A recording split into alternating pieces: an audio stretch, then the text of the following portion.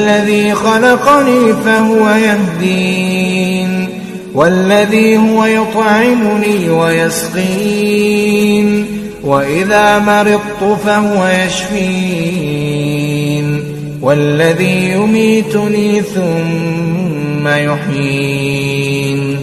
والذي أطمع أن يغفر لي خطيئتي يوم الدين رب هب لي حكما وألحقني بالصالحين واجعل لي لسان صدق في الآخرين واجعلني من ورثة جنة النعيم.